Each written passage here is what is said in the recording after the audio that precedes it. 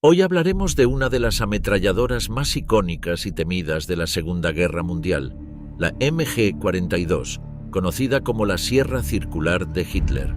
Un arma cuya aterradora reputación fue forjada por su impresionante cadencia de disparo y el devastador efecto que tenía en el campo de batalla. La labor de los soldados encargados de operar la MG-42 era una de las más aterradoras de toda la guerra.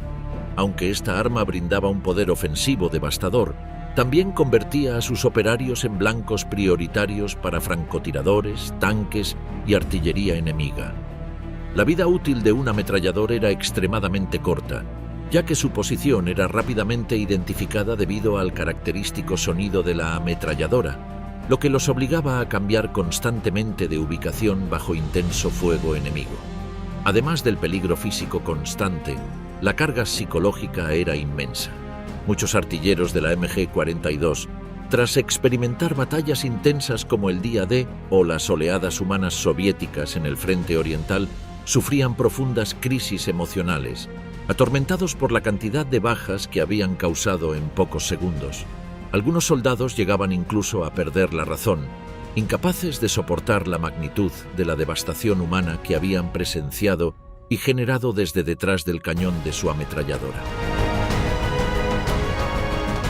La impresionante MG-42, el arma definitiva de la infantería alemana. La Maschinengewehr 42, más conocida como MG-42, fue el desarrollo final de Alemania en su antiguo concepto de ametralladora universal, que comenzó con su antecesora directa, la MG-34. También marcó el comienzo de una pesadilla para los soldados aliados y representó un desafío significativo para las prioridades de diseño de ametralladoras de Estados Unidos. Para las tropas de combate estadounidenses, la MG-42 fue un problema mortal, desde sus primeros encuentros con el arma en Túnez hasta el último día de la guerra en Europa. Mientras que su predecesora, la MG-34, tenía un ciclo de disparos rápido de unos 900 disparos por minuto, la MG-42 disparaba aún más rápido, con un promedio de unos 1.200 disparos por minuto. La impactante velocidad de las ráfagas generaba un efecto audible que era particularmente intimidante, ya que los soldados sabían que les esperaban más disparos de los que podían contar. A comienzos de la Segunda Guerra Mundial, Hitler cambió el paradigma de la guerra con su Blitzkrieg, los combates relámpago que implicaban campañas cortas de avance muy rápido, utilizando batallones mecanizados de tanques como puntas de lanza. Esto era muy distinto a cómo se había luchado la Primera Guerra, que, como mencionamos, se centró en espacios segmentados por trincheras, que permitían crear posiciones rígidas de combate donde se apostaban nidos de ametralladoras para barrer la tierra de nadie. A medida que Alemania refinaba sus tácticas de Blitzkrieg, necesitaban una ametralladora más ligera para seguir los rápidos avances. A diferencia de la pesada MG-34, que si bien era más ligera que sus antecesoras, aún requería un esfuerzo considerable para ser movida e instalada. Al mismo tiempo, la MG-34 era costosa y difícil de producir, ya que requería 150 horas de hombre para fabricar una sola ametralladora. Por eso, el Führer les encomendó a los ingenieros del Reich el desafío de producir una ametralladora buena, confiable y poderosa, con una velocidad de disparo aterradora de entre 20 y 25 disparos por segundo y, al mismo tiempo, lo más barata y fácil de producir posible. Los planes expansionistas de Hitler requerían de una infraestructura bien aceitada para alimentar a sus tropas de armamentos y munición eficaz, pero sobre todo económicos. Para sorpresa de todos, crearon lo que se convertiría en una de las mejores ametralladoras jamás fabricadas y que aún está en servicio hoy en día. Con solo ajustes menores sobre el diseño de la MG-34, mediante el uso de piezas metálicas ensambladas y reduciendo el tiempo de producción a solo 75 horas hombre. Esta ametralladora brutal y económica se denominó MG-42, aunque su nombre de prototipo fue MG-39. Era significativamente más confiable que la MG-34, con un sistema de cañón de cambio rápido y podía disparar 1.200 disparos por minuto, más del doble que todas las ametralladoras aliadas. Su inconveniente más importante era la tendencia al rebote del perno, que a veces provocaba fallos catastróficos, como explosiones o atascamiento de los casquillos. A pesar de estos errores, en solo 3 años se produjeron 423.000 MG-42, que rápidamente se convirtieron en la principal herramienta de matanza de la Alemania nazi. Incluso los soldados estadounidenses, que pusieron apodos burlones tanto a sus propias armas como a las enemigas, le dieron a esta arma un nombre más siniestro. Le llamaban la motosierra de Hitler. Los alemanes inicialmente la llamaron sierra para huesos, pero los soldados estadounidenses modificaron ligeramente la traducción. Para intentar reducir el efecto psicológico que los rumores sobre esta sanguinaria máquina de matar generaban en los soldados, los altos mandos aliados les mostraron películas de propaganda donde degradaban y humillaban las capacidades de la MG-42. Estas películas comparaban la ametralladora nazi con las armas estadounidenses y la retrataban como inferior, afirmando que, pese a su aterrador sonido, era un perro que ladra y no muerde. En sí, la ametralladora pesaba 11,57 kilogramos con bípode, mucho más ligera que la MG-34 y fácil de transportar. El bípode plegable, estandarizado, podía montarse en la parte delantera, cerca de la boca del cañón, para minimizar la dispersión del disparo, o en el centro del arma, cerca del punto de equilibrio, lo que ofrecía mayor flexibilidad según cómo y dónde se usara. La culata estaba diseñada para permitir agarrarla con la mano izquierda y para estabilizar al mantenerla segura contra el hombro. La MG-42 incorporaba lecciones aprendidas durante los primeros años de la guerra en el frente oriental. Tanto la palanca de amartillado como el cierre de la cubierta superior de las piezas móviles estaban diseñados para que el artillero pudiera operarlos con guantes árticos o con un bastón o varilla. Esto era vital en condiciones invernales, donde el contacto de la piel desnuda con el metal frío podría causar lesiones graves como congelación instantánea. La MG-42 también funcionaba bien en otros climas. El polvo y la suciedad del norte de África e Italia eran menos propensos a atascar la MG-42 que la MG-34. La MG-42 solo podía disparar en modo totalmente automático. Estaba pensada para barrer el frente de combate y los disparos individuales eran difíciles, incluso para operadores experimentados debido a su alta cadencia de fuego cíclica, y la capacidad de disparar una ráfaga corta de no más de 3 disparos se aceptaba generalmente como estándar de entrenamiento. El arma contaba con un amplificador de retroceso en la boca del cañón que añade fuerza hacia atrás adicional a la causada por el retroceso, mejorando así la fiabilidad funcional y la cadencia de fuego. Además de amplificar el retroceso y gestionar y sincronizar la fuerza hacia atrás ejercida por la presión generada por el gas propulsor, el conjunto del amplificador de retroceso termina en una cubierta de boca del cañón y también funcionaba como guía para el cañón y el supresor de fogonazo. Los escuadrones de la muerte. Así operaba la MG-42 en el campo de batalla. El MG-42 fue el componente más importante de los escuadrones de infantería alemanes durante la Segunda Guerra Mundial y su principal fuente de potencia de fuego. El escuadrón estaba formado por 10 hombres, un líder de escuadrón, un segundo al mando, un equipo de ametralladoras de 3 hombres, el asistente del artillero, un portador de municiones y 5 fusileros. El MG-42 era la columna vertebral y la principal potencia de fuego del escuadrón, y todo el equipo estaba organizado en torno a su operación, protección y eficacia. El ametrallador designado como tirador disparaba el arma y era también responsable del mantenimiento. Normalmente se ubicaba en el centro de la formación y llevaba la ametralladora junto con un arma corta y un tambor de municiones con capacidad para 50 balas. El asistente del artillero siempre iba sentado a la izquierda o detrás del artillero. Llevaba 4 tambores de munición adicionales de 50 rondas cada uno y una caja de municiones con 300 rondas para recargar los tambores. También iba armado con una pistola.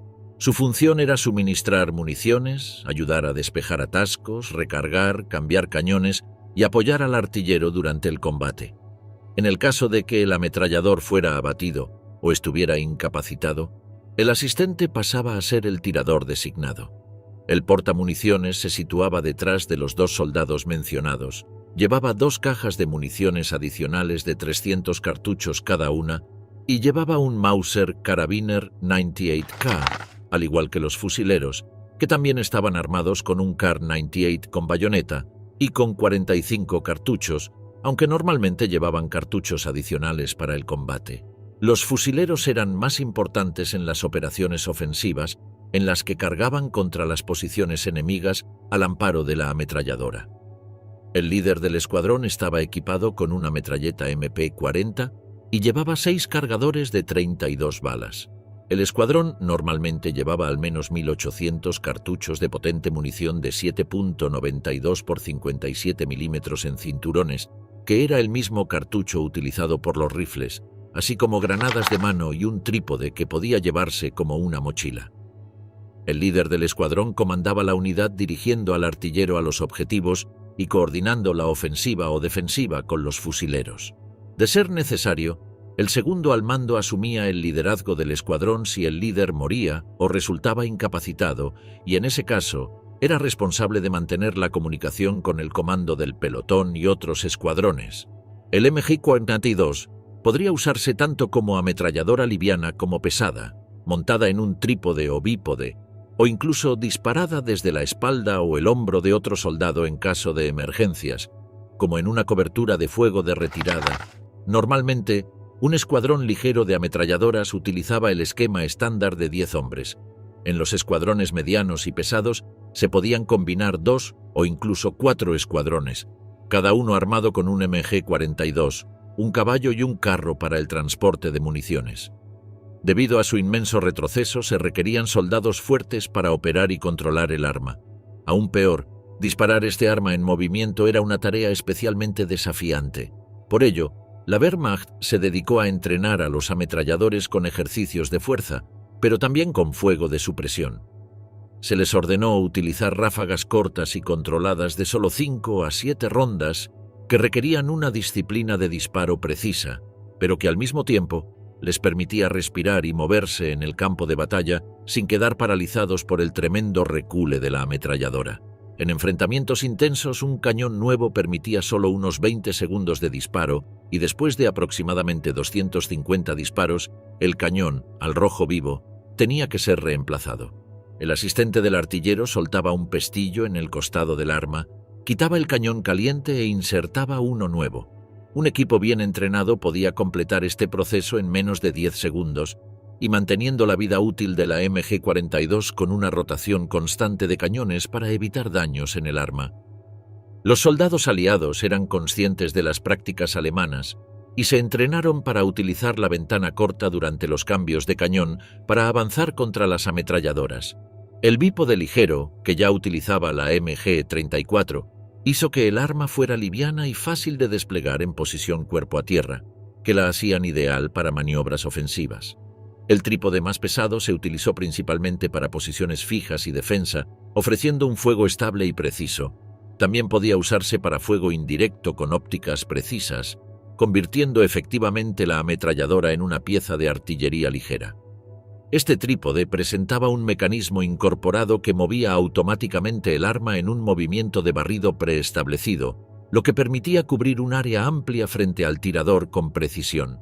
Además del uso en infantería, el MG-42 se montó en vehículos como tanques semi-oruga e incluso motocicletas con sidecar. También fue muy eficaz como arma antiaérea contra aviones que volaban a baja altura y derribó a muchos paracaidistas que saltaban durante el día. Sin embargo, servir como parte de un escuadrón de MG-42 era un arma de doble filo.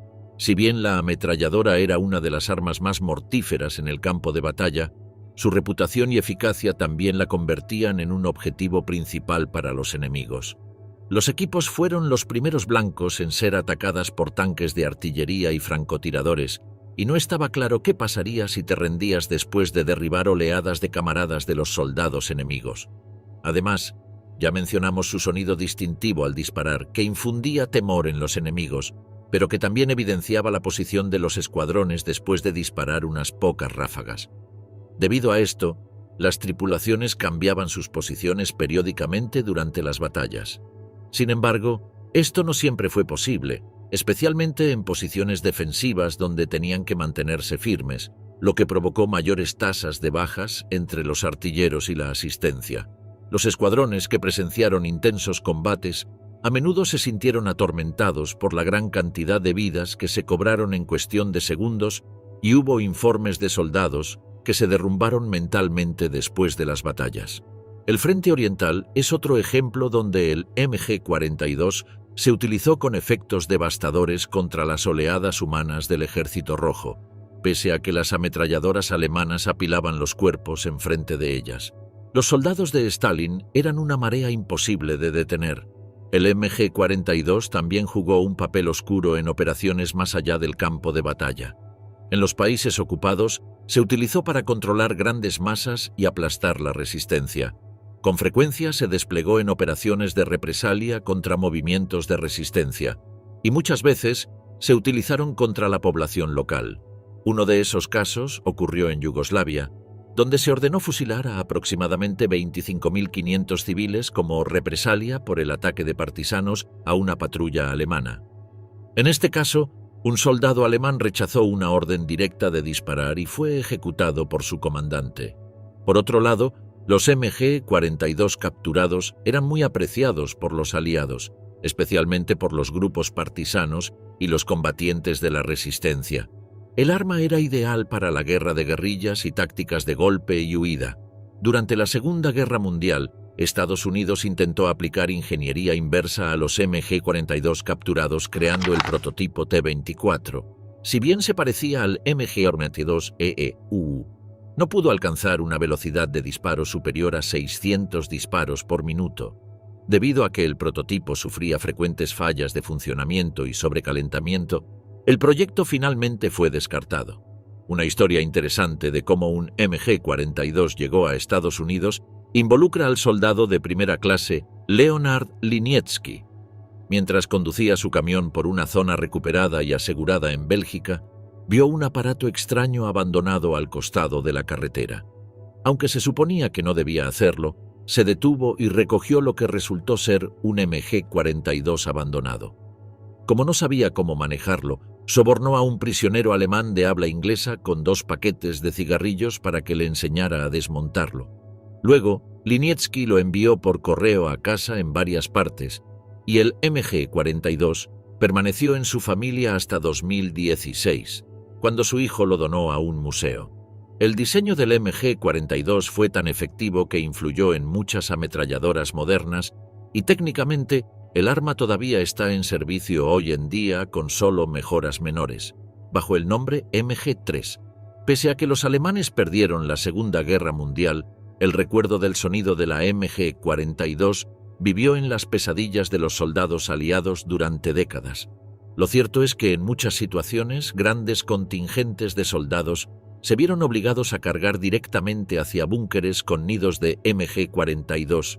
En batallas como el Día D, durante el desembarco de los norteamericanos en las playas de Normandía, quedó claro lo que solo unos pocos MG-42 podían hacer.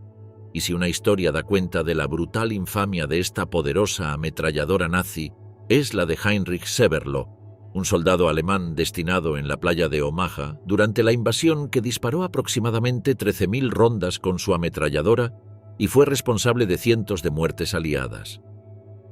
La bestia de Omaha, el macabro relato de Heinrich Severloh, el hombre que asesinó a más de 1.000 aliados. Las tropas de Estados Unidos intentaban avanzar sobre las costas de la playa Omaha, pero fueron abatidas por una lluvia de balas que los despedazó en segundos. Era la potencia de una ametralladora MG-42 que llenó de plomo a decenas de jóvenes que participaron del desembarco de Normandía. Al otro lado de los médanos estaba Heinrich Severloh, mejor conocido como la bestia de Omaha, el alemán más letal de la Segunda Guerra Mundial, responsable de la muerte de más de 1.000 soldados aliados. Heinrich Severloh nació un 23 de junio de 1923 en la localidad alemana de Metzingen y tuvo una infancia bastante normal para la época. Ingresó a las Fuerzas Armadas de Alemania el 23 de julio de 1941, a la corta edad de 18 años. Entonces fue asignado a la 18ª División de Reemplazo de Artillería Ligera, ubicada en Hannover. Sin embargo, su estadía allí no duró demasiado. En agosto de ese mismo año, el joven fue transferido a Francia para unirse a la tercera batería del tercer regimiento de artillería. Fue allí donde se ganó el apodo de la Hiena por su osadía y su brutalidad. Pero esa etapa no fue nada sencilla para Severlo. Su actitud desafiante y sus frecuentes comentarios desagradables hacia sus superiores le valieron castigos físicos que incluyen golpizas y trabajos forzados. Tal fue el esfuerzo que debió realizar que permaneció internado en un hospital por 6 meses. Después de este episodio fue enviado de vuelta a su casa para ayudar a su familia con la cosecha. Parecía que la carrera militar del joven alemán había terminado, pero lo cierto es que aún faltaba escribir su capítulo más sangriento. En octubre de 1943, Severlo fue enviado para ser preparado como oficial no comisionado en Brunswick, pero al cabo de unos meses se le ordenó regresar a su vieja unidad. En esa oportunidad, la principal misión del grupo era defender el norte de Francia de una inminente avanzada de los aliados. Fue así como Severlo llegó a Normandía y fue destacado en la playa de Omaha, donde su nombre pasaría a convertirse en una tétrica leyenda. Para mediados de 1944, el frente aliado estaba pergeñando el golpe maestro que debía llevarse a cabo en las costas del norte francés. Se trataba de la famosa Operación Overlord, un ambicioso ataque anfibio que involucró a más de 2 millones de soldados, contabilizando ambos bandos. La intención de los aliados era penetrar desde esa región para poder plantar bandera en el continente europeo. De esa manera lograrían avanzar hacia la capital francesa y debilitar a la fuerza alemana que se asentaba en esa zona. Era una forma efectiva de estrangular al Tercer Reich. El operativo en Normandía era la carta maestra para encauzar la contienda hacia una derrota del eje, pero primero había que tocar tierra, y eso no sería tarea fácil. El 6 de junio de 1944 se dio inicio a uno de los desembarcos armados más colosales y sangrientos de la historia contemporánea. Miles de hombres del bando aliado llegaron a bordo de las icónicas barcas Higgins, todo un símbolo de la Operación Overlord. Los soldados fueron recibidos por el agua helada que de a poco se fue manchando de rojo por la sangre de sus mismos compañeros que acababan de fallecer. Es que los primeros segundos en Normandía y en particular en la playa de Omaha fueron el infierno en la tierra. Al otro lado de los médanos, a pocos metros de distancia, estaban las fuerzas germanas repeliendo la avanzada con lo mejor de su arsenal. Esto incluía ametralladoras MG-42, piezas de artillería y cañones rotativos que regaban la arena de cartuchos de alto calibre. La playa de Omaha se erigió como una zona de suma importancia estratégica en el frente occidental de la Segunda Guerra Mundial. Es por eso que el Tercer Reich estableció 8 búnkers defensivos, cada uno con artillería de 75 milímetros y una gran dotación de cartuchos. En conjunto, esa línea defensiva contaba con un total de 18 armas antitanque, varias decenas de morteros lanzadores de cohetes, 85 nidos de ametralladora y 6 torretas. Para apoyar a los soldados de la Wehrmacht, en esa zona se dispusieron 5 compañías de las Fuerzas Armadas alemanas, concentradas en 15 puestos estratégicos y fortificados denominados nidos de resistencia. Heinrich Severlo estaba apostado en una de estas fortificaciones y su misión era aniquilar a cualquier escuadrón aliado que avanzara por ese cuadrante de la playa de Omaha. Para ello, utilizaban una combinación de rifles, ametralladoras, morteros y piezas de artillería pequeñas que convirtieron las arenas francesas en un suelo chamuscado y revuelto. Severlo se encontraba posicionado a unos 450 metros de la zona de desembarco de las barcas Higgins y fue testigo directo de la llegada de ese mar de puntos negros que se acercaba a las costas. El joven artillero aferraba su MG-42 con todas sus fuerzas, ya que además de repeler el ataque, debía proteger a su superior y permitir que llevara a cabo su crucial tarea de coordinar el fuego sobre los enemigos. Desde esa posición, la bestia de Omaha se encargó de aniquilar a cientos de soldados que trataban de encontrar refugio en las rocas, en los botes encallados o incluso detrás de los cadáveres de sus compañeros. La madrugada del 6 de junio de 1944, los primeros botes aliados arribaron a la playa de Normandía y al bajar sus puertas frontales, miles y miles de soldados se lanzaron en una carrera desenfrenada para alcanzar los búnkeres. Severlo comenzó a disparar su ametralladora MG-42 en las primeras horas del alba y no paró de hacerlo hasta las 2 de la tarde. Fue una jornada completamente esquizofrénica, y los ojos del joven alemán giraban en un gran arco adelante de su fortificación, mientras veía una horda de hombres corriendo y cayendo frente al repiquetear de las motosierras de Hitler. En determinado momento, según recordaría más tarde el propio Severlo, detuvo el fuego y miró hacia la playa, regada de cadáveres y teñida por el rojo de la sangre, y se dio cuenta de que había asesinado a un centenar de hombres sin darse tiempo para respirar. Vio a un joven norteamericano, vislumbró su rostro con la claridad del día y cayó en la cuenta de que sus manos estaban manchadas de sangre por el resto de la eternidad. Sin embargo, continuó disparando. La bestia de Omaha siguió las órdenes de sus superiores y durante 9 horas consecutivas descargó más de 13.000 balas en los enemigos del Führer, con la misión de que ninguno se acercara a su posición. Al mismo tiempo, su teniente le recordaba a gritos que él era la única barrera entre la vida y la muerte. Si los aliados alcanzaban las fortificaciones, las consecuencias serían terribles, y existían muchos destinos peores que ser asesinados de un disparo. Su única esperanza estaba en jalar del gatillo, eliminando todas las siluetas que se asomaban por el horizonte. Para las 2 de la tarde, los cuerpos regados por la playa de Omaha eran incontables. Severlo sabía que había diezmado a las fuerzas invasoras, pero no entró en la realidad hasta que miró las líneas defensivas. Mientras él había contenido el avance de los aliados, la mayoría de los búnkeres y fortificaciones de la línea costera del Reich habían caído. En el perímetro de su cuadrante había tanques humeantes, búnkeres vacíos, y ya podía oír los gritos y los disparos de las refriegas entre las retaguardias nazis y los norteamericanos. Pero luego recordó el combate y volvió a mirar hacia el frente. Todavía llegaban estadounidenses desde la playa. Para la media tarde, las balas de ametralladora se habían acabado, y Severlo disparó con los fusiles de cerrojo otras 400 balas hasta las 15:30 de la tarde. Los aliados, sin embargo, eran como una gran pared kamikaze, seguían avanzando, como si ver a sus compañeros morir no les diera temor.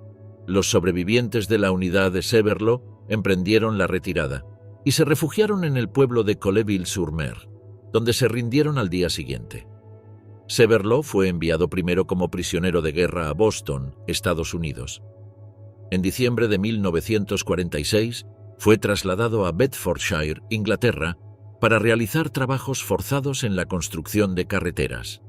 Severlo fue devuelto a Alemania en marzo de 1947 después de que su padre escribiera a las autoridades militares británicas diciendo que lo necesitaban para trabajar en la granja. Severlo dio varias entrevistas para contar su historia y pidió perdón reiteradas veces, aunque no fue juzgado como un nazi, ya que él pertenecía a la Wehrmacht, el ejército alemán, y actuó según dictaba su doctrina, sin cometer ningún crimen de guerra de acuerdo a los tratados internacionales. Jamás negó sus actos y aceptó que lo llamaran la bestia de Omaha. En una entrevista de 2004, al ser consultado sobre cuántos aliados había matado aquel 6 de junio de 1944, dijo: «Definitivamente fueron al menos 1000 hombres, muy probablemente más de 2000, pero no sé a cuántos hombres disparé. Fue horrible. Pensar en ello me da ganas de vomitar». 2 años después de esto, Severlo falleció a los 82 años de edad, luego de pasar una vida tranquila, alejado de las armas y cualquier indicio de vínculos con el Tercer Reich. Orgía de balas. La Maschinengewehr 8, la abuela de la MG-42. La Maschinengewehr 8, también conocida como MG-8, fue la ametralladora pesada estándar del ejército imperial alemán durante la Primera Guerra Mundial. Originalmente se trató de una adaptación del diseño del cañón Maxim de 1884 de Hiram Maxim y se fabricó en diversas variantes durante la guerra. La MG-08 también prestó servicio durante la Segunda Guerra Mundial en las divisiones de infantería del ejército alemán, aunque al final de la guerra había sido relegada principalmente a unidades de segunda categoría y reemplazada por la bestial MG-42, de la que hablaremos en detalle más adelante. La Comisión Alemana de Fusileros comenzó a realizar pruebas de fuego del cañón Maxim en Zorndorf en 1889 y en 1892 La empresa de Ludwig Lowe firmó un contrato de 7 años con Hiram Maxim para la producción del cañón en Berlín. La Armada Imperial Alemana encargó cañones Maxim a Lowe en 1894, lo que aceleró su desarrollo. La Armada desplegó estos cañones de repetición en las cubiertas de los barcos y para su uso en la guerra anfibia. En 1896, Loewe fundó una nueva filial, la Deutsche Waffen- und Munitionsfabriken o DWM, para encargarse de la producción industrializada de cañones. Para esta época, el ejército imperial alemán consideró por primera vez el uso de la ametralladora Maxim como arma de artillería, y las tropas de infantería ligera alemana Jäger comenzaron las pruebas del cañón en 1898 y los resultados fueron favorables. Para 1899 se organizaron destacamentos independientes de 6 ametralladoras para marchar con la caballería, y parte de su trabajo sería cubrir con ráfagas de balas a los cañones de artillería montados en carruajes tirados por caballos. El ejército adquirió las versiones modificadas MG-99 y MG-1 de la ametralladora Maxim de DWM en cantidades limitadas.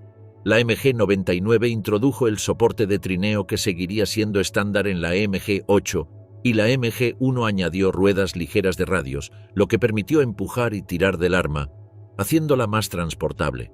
Para 1903, el ejército alemán contaba con 11 destacamentos de ametralladoras que servían en divisiones de caballería. Las críticas a la MG-01 destacaron su limitada movilidad y su incapacidad para seguir el ritmo de la caballería. Por más mortífera que fuera el arma, era complicada de transportar.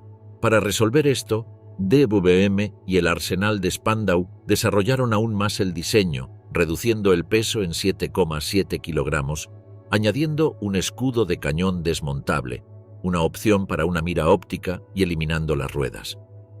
El resultado fue la impresionante MG-8, que entró en producción en Spandau en 1908. El ejército alemán observó la efectividad de la ametralladora Maxim en la guerra ruso-japonesa de 1904, muchas de ellas exportadas desde Alemania. El increíble desempeño de las MG-08 resultó evidente, y el ejército imperial alemán solicitó fondos adicionales al Reichstag para aumentar el suministro de ametralladoras. En 1912, cada regimiento contaba con 6 ametralladoras. Para mediados de 1914, poco después del estallido de la Primera Guerra Mundial, el ejército tenía 4.411 MG-8, junto con 398 MG-1, 18 MG-99 y 2 MG-09.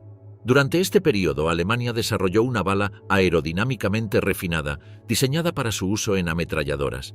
Este proyectil, conocido como la bala Spitzer pesada o SS Patrone, con camisa metálica de 12,8 tenía un alcance extremo de aproximadamente 4.700 metros. Desde su introducción en 1914, el SS Patrone se utilizó principalmente para el combate aéreo y, a partir de 1918, en las últimas etapas de la Primera Guerra Mundial, para las ametralladoras de infantería. Otra mejora de principios de la Primera Guerra Mundial, introducida en 1915, fue un amplificador de boca, una invención de Vickers protegida por patente. Gracias a eso, la MG-8 alcanzó a sus análogos británicos y rusos con sus amplificadores de retroceso en su velocidad de disparo, que alcanzó las 600 rondas por minuto. La MG-08 también tuvo su versión adaptada para aeronaves. La LMG, acrónimo de Luftmaschinengewehr 08-08-15, fue una versión de la MG-08 aligerada y refrigerada por aire, desarrollada por el arsenal de Spandau como ametralladora fija para aviones, y entró en producción en 1916. La LMG-0816 solía instalarse en parejas, como ametralladoras fijas sincronizadas sobre el capó del avión, y permitía a los pilotos disparar a través de la hélice. Se habían descartado las culatas, los pistoletes y los bípodes, que se utilizaban en las MG-8-15 de infantería. Además llevaban una camisa de refrigeración ranurada que permitía el libre paso del aire alrededor del cañón, que así lo enfriaba. Un aparato situado sobre la parte posterior del cajón de mecanismos de la LMG-08-15 indicaba al piloto la cantidad de munición que le quedaba. Una mejora significativa fue el mecanismo Klingstrom, que permitía al piloto amartillar y cargar la ametralladora desde la cabina con una sola mano. El mecanismo sincronizador, que permitía disparar la ametralladora entre las aspas sin dañar la hélice, estaba compuesto por un engranaje interruptor accionado por el motor del avión. La primera evolución del monstruo, la bestial MG-34, antecesora directa de la MG-42. La MG-8 fue la pesadilla de la Entente durante la Gran Guerra, pero, aún así, no fue suficiente para darle la victoria al Imperio alemán. En el período de entreguerras, los alemanes cambiaron la MG-8 por la MG-13, que contaba con una característica inusual, su gatillo de doble media luna, que permitía seleccionar el modo de disparo sin necesidad de un selector de modo. Al presionar el segmento superior del gatillo se disparaba en modo semiautomático, mientras que al presionar el segmento inferior se disparaba en modo totalmente automático. Si bien entró en servicio en 1930, poco antes de la Segunda Guerra Mundial, fue reemplazada por una iteración mucho más eficaz, la MG-34. Sin embargo, su historia oculta varias cuestiones muy interesantes. En primer lugar, tras perder la guerra, Alemania tenía prohibido desarrollar o fabricar armamento, a través del Tratado de Versalles, por lo que tuvo que ingeniárselas para poder mejorar sus ametralladoras. Para ello, el gobierno alemán invirtió ingentes cantidades de dinero como accionista en empresas suizas como Rheinmetall Borsig, que pudieron trabajar sin problemas en armamento novedoso para lo que sería el futuro Tercer Reich de Adolf Hitler. Pese a las dificultades burocráticas, en 1934 se aprobó el diseño del arma, entrando en producción al año siguiente, habiendo cumplido los requisitos impuestos y convirtiéndose efectivamente en la primera ametralladora de propósito general. La MG-34 era una ametralladora de cerrojo rotativo accionada mediante los gases del disparo. Al accionar el gatillo, el cerrojo avanza y giraba mediante unos surcos al tocar el cañón del arma guiado por unos rodillos, momento en el que se cierra y dispara. Al salir la bala, los gases del disparo empujan ligeramente el cañón hacia atrás liberando el cerrojo, momento en el que se extrae la vaina usada y el proceso se repite. El cañón, refrigerado por aire, estaba diseñado para ser rápidamente sustituido girando la parte posterior del arma a 90 grados.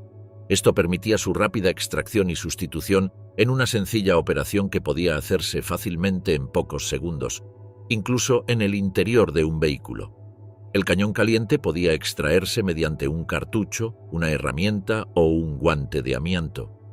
Otro beneficio añadido de este sistema era el hecho de que el arma podía separarse por la mitad para su transporte, convirtiéndola en una ametralladora extremadamente compacta para su clase, ideal para su uso por tropas paracaidistas. El gatillo permitía tanto el fuego automático como semiautomático mediante el uso de un gatillo doble, y en sus primeras versiones contaba con un reductor de cadencia que permitía ajustar el ratio de disparo entre 400 y 1000 disparos por minuto, aunque esta característica pronto fue descartada, dejando una cadencia fija de entre 800 y 900 disparos por minuto. Contaba además con el seguro en la parte superior del pistolete, que solo podía activarse con el cerrojo en la parte posterior del arma. Otra característica poco común era la de poder retirar la culata del arma sin desmontarla, reduciendo su longitud en espacios donde una culata no era necesaria como interiores de vehículos o fortificaciones. El arma se alimentaba mediante cintas de 50 proyectiles de calibre 7.92 por 57 milímetros, las cuales podían unirse para alargarlas según la necesidad hasta los 300 proyectiles. Las cintas entraban por la izquierda de la caja, aunque el sistema de alimentación podía configurarse para alimentar por la derecha en caso de que fuera necesario. En un principio, el arma también contaba con un accesorio que sustituía la parte superior para poder acoplar un cargador de tambor doble, ya en uso en el ejército alemán, pero que fue rápidamente desechado debido a su complicado uso, mantenimiento y producción. Como ametralladora ligera, La MG-34 se configuraba para ser utilizada usando un bípode que podía colocarse al principio o el final de la camisa del cañón y portaba un contenedor en el lado izquierdo donde se alojaba la cinta de 50 proyectiles. En esta configuración también se usaban las cajas de transporte de munición de 300 proyectiles cuando la situación requería el uso de fuego sostenido, por ejemplo en una posición defensiva improvisada tras un asalto o dar cobertura prolongada a las tropas. Así como la configuración ligera cumplía su rol perfectamente, no menos eficiente era su configuración pesada. Para su uso defensivo, la ametralladora se fijaba a un trípode conocido como lafette sobre una montura que retrocedía ligeramente con cada disparo, para amortiguar de forma efectiva el retroceso del arma. El gatillo se conectaba mediante una palanca a un disparador más abajo. Pese a estar fijada al trípode, el cañón podía cambiarse de forma regular, ya que su soporte podía bascular para evitar el recalentamiento del arma tras el fuego sostenido. El trípode podía montar a su vez una mira óptica, las cuales incorporaban una batería para iluminar la retícula durante el uso nocturno. Gracias a estas miras, la ametralladora conseguía un alcance máximo de más de 2.500 metros, una distancia más que considerable para cualquier posición defensiva. Su uso antiaéreo era quizás uno de los puntos débiles de esta versión. Su cadencia de entre 800 y 900 disparos por minuto era comparativamente baja para otras armas de su clase, que no bajaban de 1.200 disparos. Su cartucho, de relativamente baja potencia, solo ofrecía protección contra objetivos ligeros o en vuelo rasante.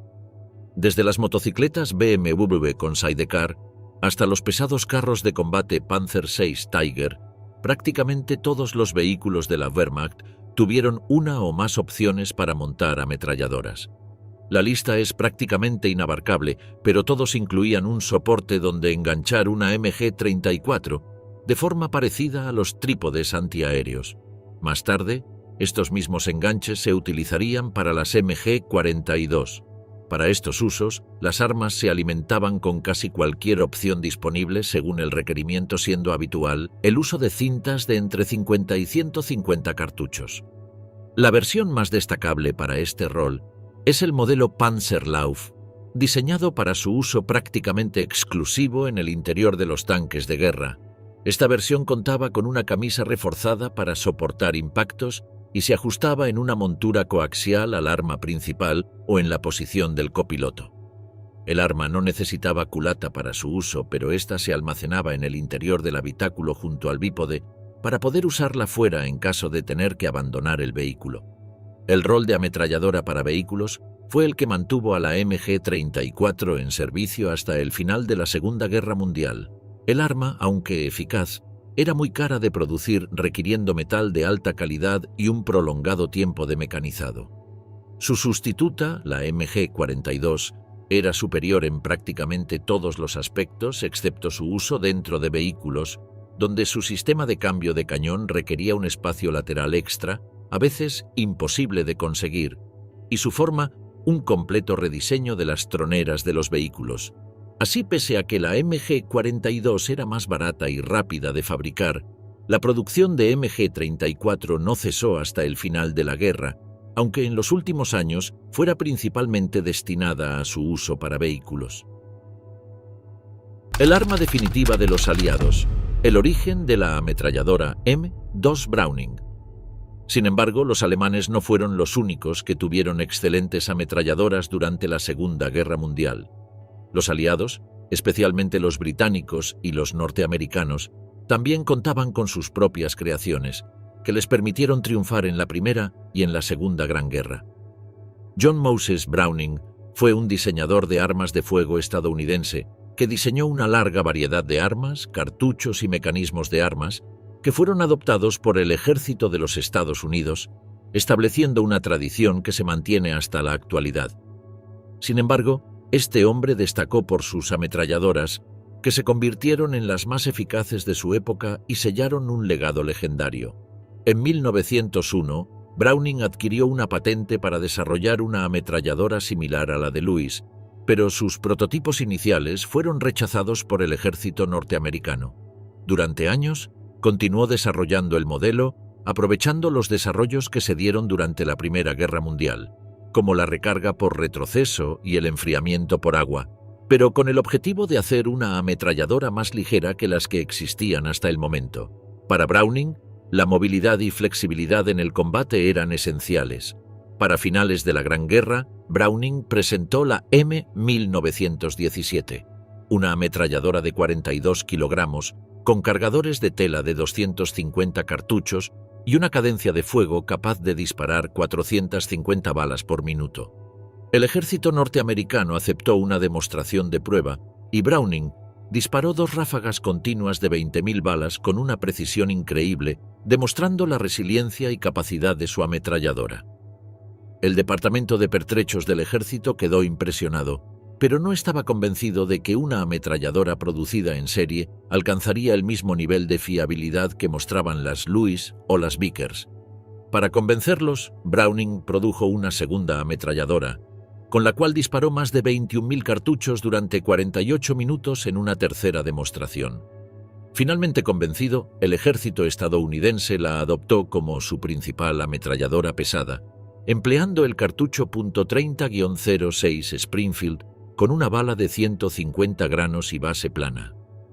La M1917 se utilizó brevemente y de manera muy limitada al final del conflicto, pero su ametralladora, si bien era brutalmente eficaz contra la infantería, tenía el mismo problema que las otras: no era capaz de penetrar las capas de blindaje de los tanques de guerra. Cuando los alemanes introdujeron el avión Junkers J-1 con un fuselaje resistente a calibres pequeños y medianos, las ametralladoras montadas en los aviones de la Entente demostraron ser ineficaces. La Primera Guerra Mundial terminó, pero Browning continuó trabajando en sus armas, con el objetivo de adecuarlas para cargar un calibre de munición que fuera capaz de penetrar blindajes ligeros, pensando en la guerra del futuro. En colaboración con Winchester, Browning comenzó a rediseñar su ametralladora, mientras que Winchester se ocupó de crear una bala para fusiles antitanque calibre 50. La primera ametralladora calibre 50 se sometió a pruebas el 15 de octubre de 1918. Disparaba a menos de 500 disparos por minuto y la velocidad inicial era de tan solo 700 metros por segundo. Esto quiere decir que el rendimiento general era menor al que presentaban las ametralladoras utilizadas durante la guerra. Aunque era una ligera mejoría, el arma era pesada, difícil de controlar, disparaba demasiado lento para su función antipersonal y no era lo suficientemente potente contra blindados. Durante el desarrollo del calibre .50, se capturaron algunos fusiles antitanque Mauser 1918 T Gewehr de 13.2 por 92 mm SR y sus municiones. Los proyectiles alemanes de 13,2 mm tenían una velocidad inicial de 820 metros por segundo, un peso de bala de 52 gramos y podían penetrar blindajes de 25 milímetros de espesor a una distancia de 230 metros. El general del ejército de los Estados Unidos, John Blackjack Pershing, pidió que todos los cartuchos fueran enviados a Winchester para que investigara su diseño. El legendario armero mejoró el proyectil del calibre .50 para obtener un rendimiento similar, superando incluso la velocidad inicial de disparo, que alcanzaba los 840 metros por segundo. Los esfuerzos de Browning dieron como resultado la ametralladora Browning M1921, refrigerada por agua y con calibre .50, que podía ser utilizada por infantería, en tanques, y también contaba con una versión adecuada para aviones. Estas ametralladoras se utilizaron experimentalmente desde 1921 hasta 1937. Tenían cañones ligeros y la munición se alimentaba únicamente por el lado izquierdo. Las pruebas de servicio plantearon dudas sobre su idoneidad para aviones o para uso antiaéreo. Se consideró la posibilidad de usar una M1921 de cañón pesado para vehículos terrestres. John M. Browning falleció en 1926, pero entre 1927 y 1932, el ejército entregó el diseño al Dr. S. H. Green, quien estudió los problemas de diseño de la M1921 y trató de adecuarla a las necesidades de las Fuerzas Armadas. El resultado fue un diseño de cajón único, que permitía modificar la ametralladora en 7 tipos distintos, cambiando las camisas y los cañones. El nuevo cajón de mecanismos permitía la alimentación por el lado derecho o izquierdo. Continuaba el diseño liviano y versátil que soñaba Browning. En 1933, Colt fabricó varios prototipos de ametralladoras Browning, incluyendo las que se conocerían como la M1921A1 y la M1921E2. Con el apoyo de la Armada, Colt comenzó a fabricar la M2 en 1933. En Europa, la empresa belga FN Herstal comenzó a fabricar la ametralladora M2 desde la década de 1930. Una variante sin camisa de agua, pero con un cañón de paredes más gruesas y refrigerado por aire, se denominó M2HB, por sus siglas en inglés Heavy Barrel. La mayor masa y superficie del cañón pesado compensaron en parte la pérdida de refrigeración por agua, a la vez que redujeron el volumen y el peso. La M2 básica pesaba 55 kilogramos con camisa de agua, pero la M2HB pesaba 38 kilogramos. Debido al largo procedimiento para cambiar el cañón, se desarrolló un sistema mejorado llamado QCB siglas, que se traducen como cambio rápido de cañón. Antes de que iniciara la Segunda Guerra Mundial, la Browning M2 ya era sinónimo de versatilidad. Su diseño modular la convirtió en la ametralladora estrella del ejército norteamericano y rápidamente se desarrolló la versión ligera AN por M2 de la Browning M2, con el prefijo 0 Army-Navy y un cañón ligero de 27 kilogramos que se convirtió en la ametralladora de aviación calibre .50 estándar de la Segunda Guerra Mundial para aeronaves militares estadounidenses de casi todo tipo, reemplazando el diseño de ametralladora calibre .30 refrigerada por aire de la propia Browning en casi todas las instalaciones aeronáuticas estadounidenses. Hasta el día de hoy, la Browning es un símbolo de la eficaz ingeniería militar occidental y su legado vive en las ametralladoras que la mayoría de los ejércitos utilizan en la actualidad, aún más difundida que las nuevas versiones de la MG-42 alemana.